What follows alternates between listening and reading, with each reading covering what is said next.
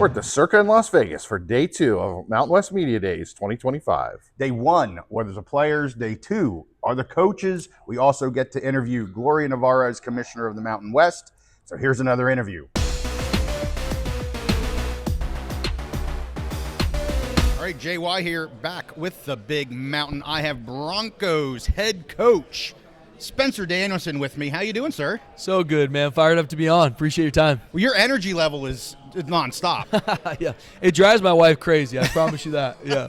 Well, I tell people this, and if you don't like it, I'm the same every single day. Okay. So that really is going to be hard for you. You know what I mean? From when your feet hit the floor until you're back in your bed, you're just on. Go. It's on. You got one life to live, man. I'm going to run fast. There you have it. Yeah. I love it. I love the energy. Love listening to your your interviews and things that you give, because you're exactly right. It never ends. Yeah. It's like, hey, there's Spencer. He's at it again. Yeah. So God's given us one life, man. I'm not going to waste it. I love it. And I was going to kind of save that for the end. Let's talk about that first, though. Yeah. It's always when you have interviews, especially on-field stuff, praise Jesus. You're very clear about that. Yep. And it's so refreshing. It's like, almost we become so PR that people are afraid to say that, and which is just crazy. But I give you so much credit for doing that. And kind of, I don't say why. We all know why you do it. But is there a special meaning to that for you? Yeah, I mean, my foundation is my faith. And that is not because I'm so perfect. I'll screw up more than anybody. Let me start by saying that. Mm-hmm. But it's just I know and truly believe that God's called me to Boise State to have an impact. And I don't want to miss that. Yeah. I don't want to miss that. It ain't me. It's not because I'm so cool or this. It's not. I'm going to be very underwhelming if I'm around you too long, right? It's honestly by the grace of Jesus that I'm the head coach, but I don't want to miss that impact. I know, and I really believe that God's called me there to be a light on a hill, do football different, and use it to develop people and have an impact for him. And I'm not going to miss that. I'm going to miss a lot of things. I'm going to work my tail off to not miss that. Sure. And I love it. Like I said, I appreciate that you do that, keeping the focus on really where it belongs at every second of the day. Oh, yeah. So let's take a step back here a little bit. We always like to kind of look forward on the Big Mountain, but I do want to take a step back into 2023. Yeah. You become coach mid-season. What was that transition like? How did you kind of relight the fire? It kind of felt like things were kind of on edge there at Boise. And, man, it just seems like right when you were named the head coach there, it kind of rocket ship took off. What was that like back then?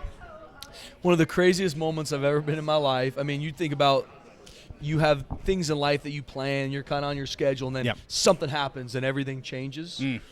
That was one of those moments. I mean, I'll never forget. I'm sitting in my office Sunday after playing a game, meeting with a recruit. I got a knock on my door. It's an assistant athletic director, and they say, we just let the head coach go, and you're the interim head coach. You're speaking to the team in an hour. Okay. And so it's like, whoa, okay, let's roll. Yeah. And a lot of things pulling at that point. What's going to happen? Where are we going to move to? Even players. I'm so proud of our team just staying together. And I remember going and talking to that team that day, just saying, guys, all we got left is 2 weeks. That's all I'm asking. I don't know what's going to happen after that. Sure. But I do know, and one thing I told our team was grown men finish what they start. And I believe that. And I wanted to make sure we finished this the right way. And our team went out and did it, and just so blessed and humbled. 100% bought into it. You could see it, right from the get-go there. I do want to talk a little bit about the Oregon game last year. Yeah. Unbelievable You had to, game. huh? You had to. To me, it was a great game. Yeah. I mean, I know you ended up with the L there, but, I mean, do you think that was – we always talked about from the beginning of the season, this, we were banging the drum of Boise State into the CFP, of Ashton Genty being a Heisman finalist and even becoming, we thought, should have been the winner of the Heisman again. I agree. So, I mean, we were banging that drum for the whole football season up until, the end. But that Oregon game, do you think that was, I don't want to say it was a turning point in the season because it was early and you kind of already had those expectations. But do you think that on the national level where they're like, okay, actually Boise is that team for the CFP. Could you feel that at all? I think so. I think let's just even talk with our team first. I think you would love to think as a coach that all 110 players on our team believed in their core that we could win and beat Oregon. But the reality is that probably is not the case. I think they all wanted to. Sure, right. But after that game, losing on a last-second field goal, up 7 with 5 minutes to go, Lost the game. I mean, there's no moral victories. Still something that I'll be honest, I got to move on from probably. Okay. Right? Well, then I apologize. As I brought a competitor, I learned a lot in that game. Okay. But I think after that game, our community, our team, the nation, when you lose to the number one team in the nation on last second field goal, there's at least a feeling we can go play anybody. Yep. Now, we can lose to anybody we play too. Sure. But we have an opportunity to go beat anybody we play, and that's really why you come to Boise State. Yeah. So, obviously, Ashton Jeanty, as we said, he's the Big Mountain Heisman. Yep. The People's Heisman. Love that. Come on. All of that stuff. Yep. And so, obviously, he's moving on. Just phenomenal. I've been trying to get him back, man. He's good where he's at, though. He told me. He's okay? Yeah, he's okay. He told me he's good in the silver and black. Okay, all right. Well, and awesome to see him get drafted where he did. And I'm just phenomenal. So proud and happy for him for that to happen to a great individual. Yeah. Now, moving into this year, obviously, stud back, everybody knew who Ashton Jeanty was. If they didn't at the beginning of the season, they sure as heck did by the end of the season. So how do we move forward now? I mean, are we looking more committee-based? And you brought in Farad here from Fresno State. You already had some talent within that room. How are you feeling things are at right now with the running backs? Yeah, good question. I mean, when you lose the best football player in the country, to me it's not so much replacing Ashton. We're a team. Yeah. So how we're going to win together. Yep. That's special teams, offense, defense. Even in regards to offensively, I believe in running the football. I believe I believe, this is my opinion, that to win championships, you have to be a team that can establish a run game. Because come from that pass game, come from that winding, wearing a defense out. So we're going to work our tail off to be 50-50 run pass. We've got playmakers. Maddox Madsen's going to be called on a lot more. I shouldn't say a lot more. He had a phenomenal sophomore year, but there's been probably some situations now where instead of giving the ball to the best player in the country, it's going to be in number 4's hands now. Yes. That's the reality of what's going to be happening. Sire Gaines is a young running back that came on the scene a little bit, got hurt. I think he'd be one of the better ones we've had. I really do. Yeah. Malik Sherrod, transfer from Fresno State, had a phenomenal spring. Breezy Dubar, Dylan Riley, both have been here, played well, younger players that are going to come on the scene. We're going to use them all, and we're going to get our playmakers the rock. Sire Gaines looked incredible early on, obviously before injury and everything. So I'm anxious to see, how he's able to bounce back from injury and get more reps and all that kind of stuff. I agree with you. I think he's a phenomenal talent. Yep. And I have to give maybe the last thing here. I've got to talk about Mad Dog Madsen here. Yeah. I was a huge fan of his last season. Yeah. I was so hopeful that he was going to be given the starting gig from day one because I was pretty confident that when he got it, he wasn't going to get it. And so I'm anxious to see the step forward here maybe this year, Yeah, me too. And can you speak to that? What are you seeing from him from the end of last season through this offseason, gearing up here into fall? Can you give us a little bit behind the scenes of what's going on there with Madsen? Yeah, I mean, Maddox Madsen is an elite competitor. Yeah.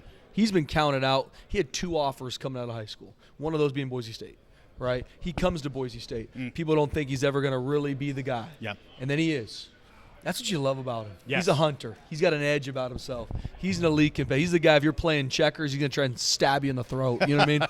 Like, that's just who he is. And it's his team now. I told him that, like, hey, you're the returning starting quarterback on a college football playoff team. It's your team now. Yes. And don't be someone other than yourself. Don't be someone other than who God made you.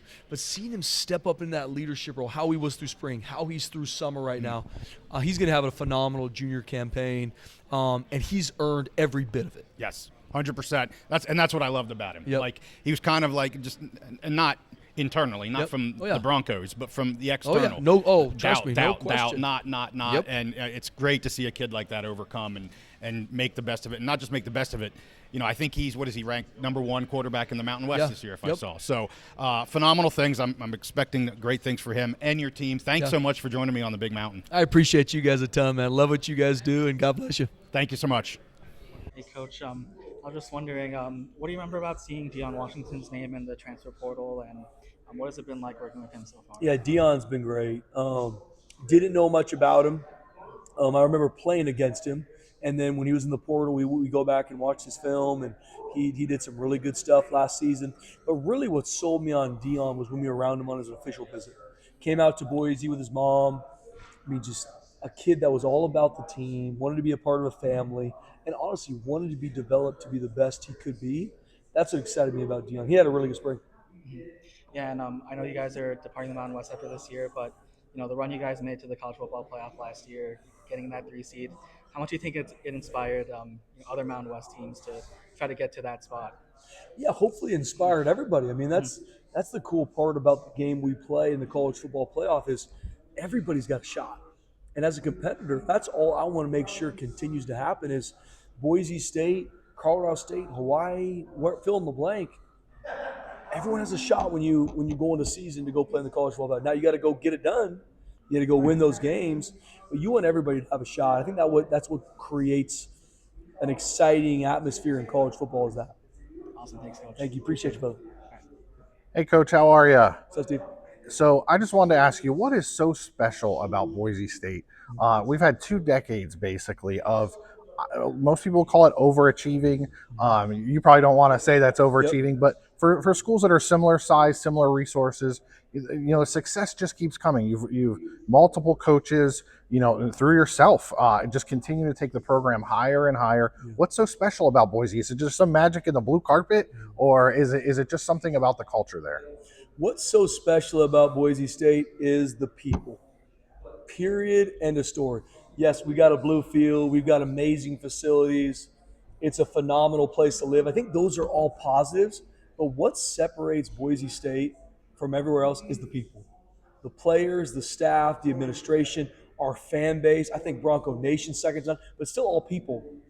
And that's what is different than anywhere else in the country is our people. Awesome. So you guys the first year of the college football playoff, you guys set the standard yet again. Yeah. Boise State setting the standard, making the playoff, making that run. What's success for you guys this year? Are you at the point now where it's just every single year it has to be CFP or bust, or is there other metrics of success? Yeah, Steve, I don't look at goals or what success is in regards to championships, playoffs, because those are so far down the road. Mm-hmm. I'm so big. I'm process over outcome. That's my focus. Right now, the only game we're focused on is South Florida, and honestly, not even really focused on them. I'm focused on making sure our players back in Boise had the best July 17th they could. You know what I mean? Yes. And then game 1 will handle itself. Game 2, and then when we get to hopefully earn the right to play in a championship game, then earn the right to play in the playoff, we'll see where the chips fall. But I just think when you look too far in the future and look too far, like it's this or bust or it's this, you lose sight of the day-to-day grind. I think that's where you get caught up. That's where, for me, man, I'm process over outcome. And I want our guys to be, me included. Mm-hmm. I got to make sure I'm my best so I can be the best for our team. And especially with all the pats on the back, oh, you're preseason pick to win again, or you're this. Mm-hmm. You can easily get caught up on things you don't control, and you could lose your edge. And that's what I do not want for our team. So as Coach Saban has said, no rat poison. You don't want the guys eating the rat poison like Coach Saban, right? Correct. So you have not been shy at all about talking about your faith and basically just wearing your faith on your sleeve. How has the school supported you in that? And do you think it has become part of the culture of the team? Yeah, I'm very open about the fact, like, this is me. Mm-hmm. I don't say this is Boise State football, right. Boise State University. This is Spencer Danielson, 36 years old, father of 3. Mm-hmm. And trust me, I don't got it all figured out either. This isn't, when I talk about Jesus, it's not, look how great I am. Right. My foundation is my relationship with Jesus. Mm-hmm. The 3 things I focus on every day are love Jesus, work hard, treat people right. That's not Boise State. Right. That's not Boise State football. That's me as the head coach. There are guys in our team that are Christian. There's guys in our team that are LDS, mm-hmm. Muslim, mm-hmm. other religions. And some of them at this point in their life just don't want anything to do with religion. Yeah. All are welcome and loved.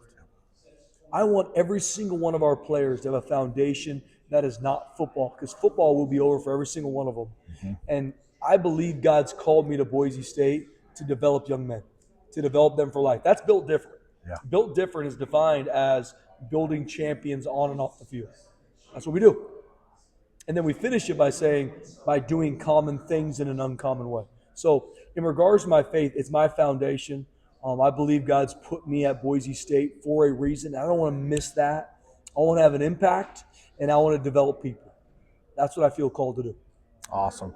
So in this world of, college football has become this massive multi-billion-dollar business. And, we have NIL now. We have the house settlement.